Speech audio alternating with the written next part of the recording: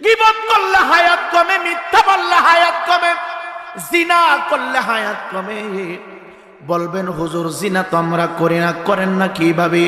হাতের জিনা হয়, পায়ের জিনা হয়, চোখের জিনা হয়, বডির জিনা হয়, নফসের জিনা হয়। শুধু অন্য মহিলার সাথে মেলামেশা করলেই জিনা হয় না।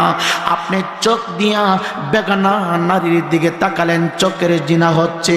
আপনি কান দিয়া বেগানা মহিলার গান শুনলেন, কানের জিনা হচ্ছে। আপনি হাত দিয়া অন্যায়ভাবে ধরলেন, হাতের জিনা হচ্ছে। জিনা করার জন্য রে পা দিয়া হাইটা হাইটা যাইতেছেন, পায়ের জিনা হয়ে যাচ্ছে। এ যুবক বড় অপরাধগুলি নিয়ে তুমি যদি আজরাইল আলাইহিস সালাতু ওয়াস সালামের সামনে হাজির হয়ে যাও, জাননি শুরুটা কেমন হবে। জাতির পিতা ইব্রাহিম ডাক দেয়া কয়, জগতের মানুষ, আমার পূর্বে অনেক নবী রাসূল দুনিয়াতে ছিল, সবাই একে একে চলে গেছে। আমি মাওলারে বললাম, আল্লাহ আমি চলে যাব।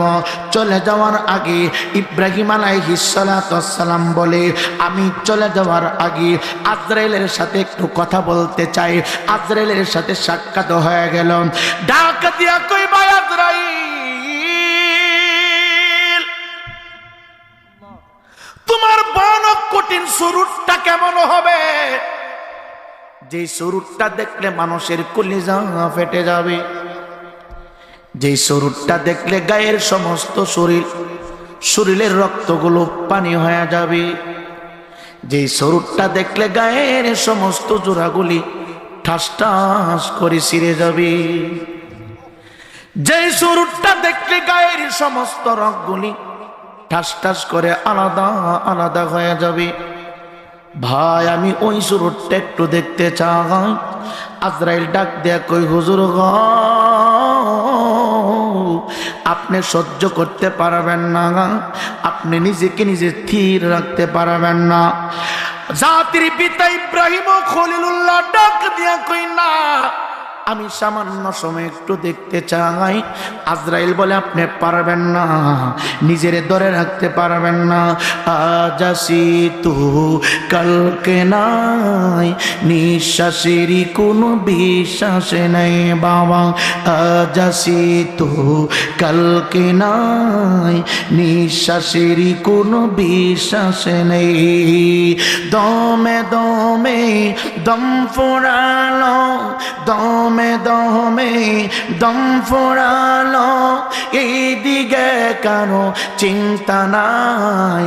আজ আসি তো কালকে নাই, নিঃশ্বাসের কোনো বিশ্বাস নাই বাবা। আজ আসি তো কালকে নাই, নিঃশ্বাসের কোনো বিশ্বাস নেই। হবে যখন সমন্দারি,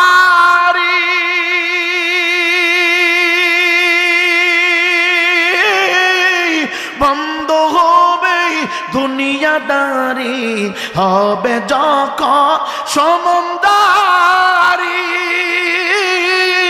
বন্ধ হবে দুনিয়াদারি। সব চারিয়া যাবে তুমি, পরে থাকিবে কবরায়।